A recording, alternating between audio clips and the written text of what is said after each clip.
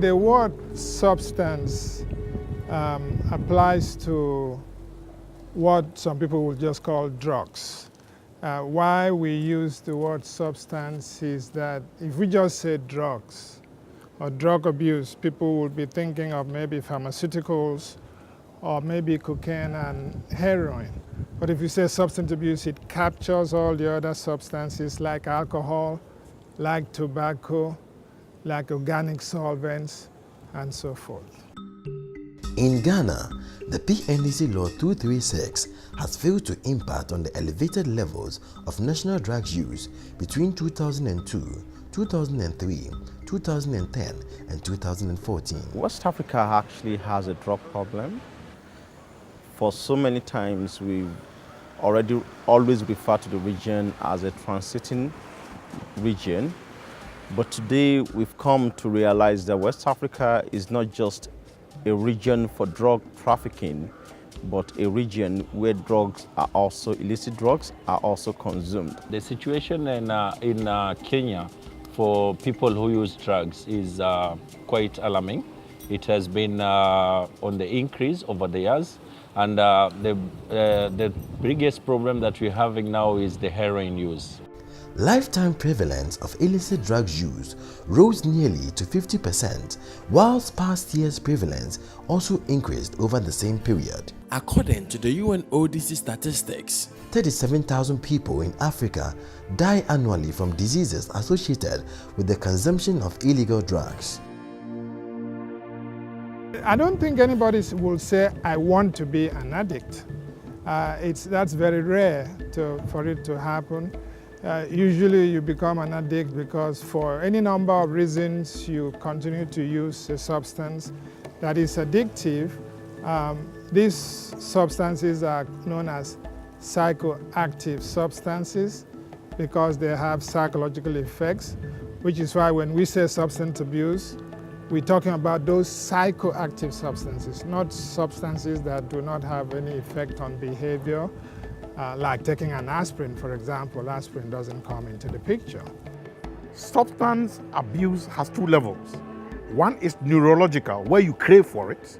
It is not your will. You crave for it. And then when you actually now smoke the cigarette or drink the alcohol or take the drug in, you actually have chosen a method to satisfy your craving. So there's an underlying factor and a behavioral factor.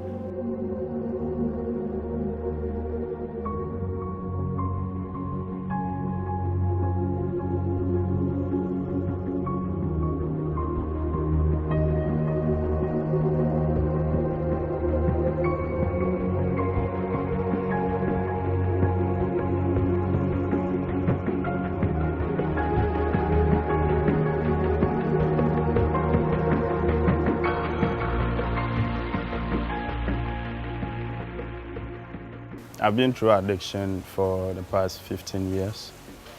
And that's so far as I can remember, but then I can recall from like childhood experimenting some few stuffs.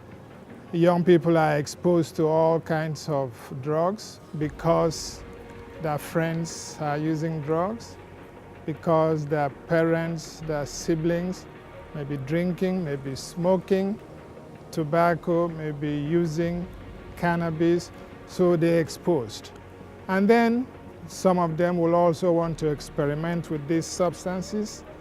Many of those who experiment with drugs stop after the first use or maybe the second use, but some of them continue to use these substances, maybe because of the network that they belong to, the friends that they have. If the friends are using, there is a likelihood that they will also be using. And once they continue to use, in time, it becomes an addiction because the brain has now settled to that situation of having the drug.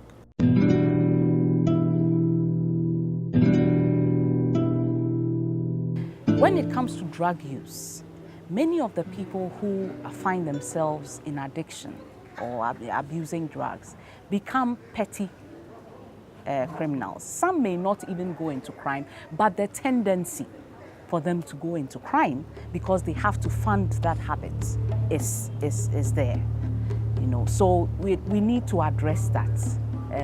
But I would not say that people who use drugs are criminals.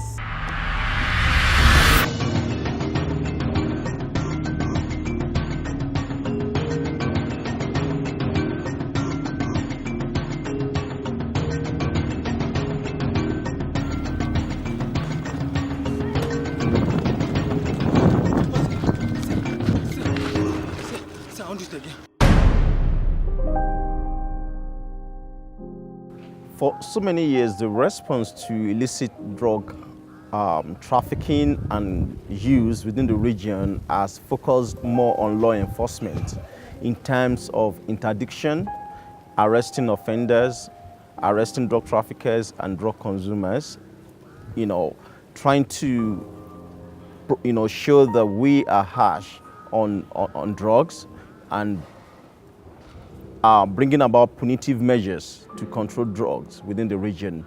People are taking in what they call psychedelic drugs, LSD. People are taking all sorts of, it's a wide range. And some of it is poly-use. They take a little bit of cocaine, take a little bit of crack, take a little bit of even prescription medicines, tramadol and all that. So substance abuse is not only abusing illegal drugs, but it also includes abusing even illicit drugs, which have not been prescribed for you. And it is very, very pervasive, extremely pervasive. I think the holier than thou people make it seem as if marijuana is a big problem. But tobacco and alcohol are the greatest problems in this country and in West Africa. Been through a lot. I've lost education, I've lost my finances, part of my family, and most of all, social respect, yeah, among other things.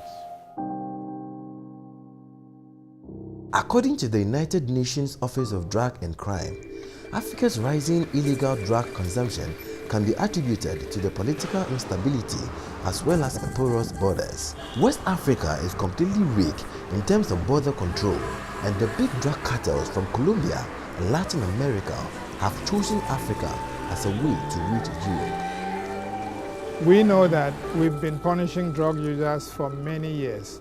The United Nations conventions have sometimes been wrongly interpreted to mean that we should punish people, send them to jail. If you look at the laws of some countries, being caught with a small quantity of cannabis, marijuana, can send you to jail for 15 years. I personally think, and many people increasingly think, that this is wrong-headed because it does no good. You can take a young man of 18, 19, put him in jail, and he comes out worse than he was when he got into jail. So we are not benefiting anything. He may even become a drug addict because of that experience. Arrested and put behind bars. I can count just a few cells nationwide that I haven't been to. Maybe 2-3 regions that I haven't been to their cells. Apart from that, it's a normal routine for me. I don't support weed smoking. That's what I'm saying. What I'm saying is this. Neither do I support cigarette smoking. Neither do I support alcoholism. But why is it that we are regulating alcohol and cigarettes? Why is it that we are regulating it? That's what I'm saying. The science must tell us in this country, people die more of alcohol and cigarette smoking than marijuana. We must discourage people from trying the marijuana as much as possible. We must discourage them. Because people have different responses to psychoactive substances. We must discourage them. But you don't preach down their throats. Society stigmatizes drug users for a reason, because they are unproductive, because many of them might end up, becoming petty criminals because they need to fund the drug use and all of that. It's not something that society wants to encourage. And so they stigmatize drug users. So instead of, and think that they must be punished for it, That has to change. Basically, what support means is that instead of saying, let's punish this young man, or this man, or this woman, we should offer services that will assist in the person stopping or at least reducing drug use. Addiction on its own, it's not a moral issue, okay? But then no amount of jail sentence can actually relieve a person who is diseased from alcoholism or addiction. So experience from jail actually doesn't contribute anything in making me stop.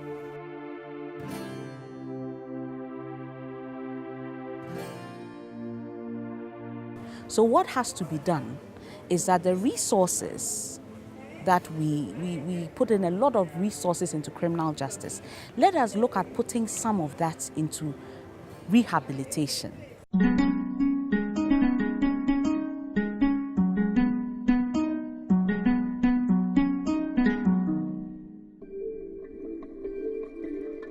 My name is Byron Merriweather, and I'm the technical director of the House of St. Francis here in Asherman. We have a capacity of 40 beds that we hold, and currently we're taking no more than 35 people right now, but we have a capacity for 40.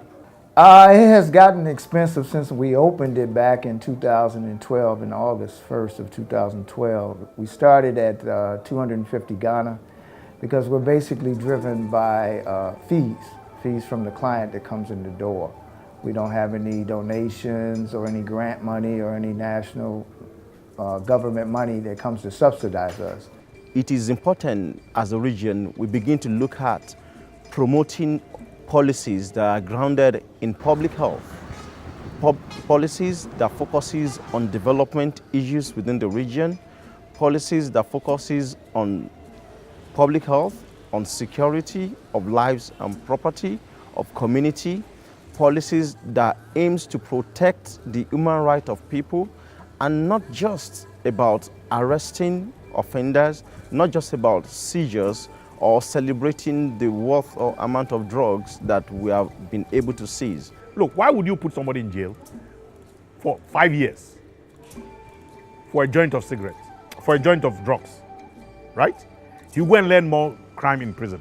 And how much did a joint cost? How many times did you have to take him to prison? From remand to court, remand to court. The number of people who had to, public servants, that in other words, court clerks and investigators who had to deal with the petrol up and down. How much did that thing cost? You waste more money. You spend about 4,000 Ghana cedi in the final analysis to something that costs only 1 cedi. It doesn't make sense. It doesn't make sense at all. When you could have done, introduce services, introduce a program of sentencing which is alternative to incarceration. It actually makes me do more stuff, learn more stuff from experiences that I gather from people in there. And then I want to practice and experiment more. Actually improve on what I do. You know, like have a reflection, of what I did wrong, and then pick up a few things that I can get from the people in jail, and then add up to mine.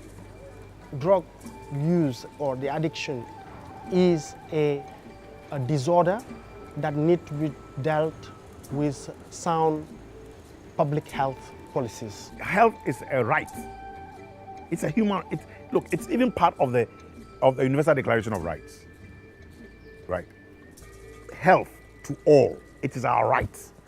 So if somebody is sick when he's dependent on drugs, well, if he's sick, then he has a right to health. So you promote health policies, in other words, drug policies that have a public health approach and that are centered and grounded in human rights.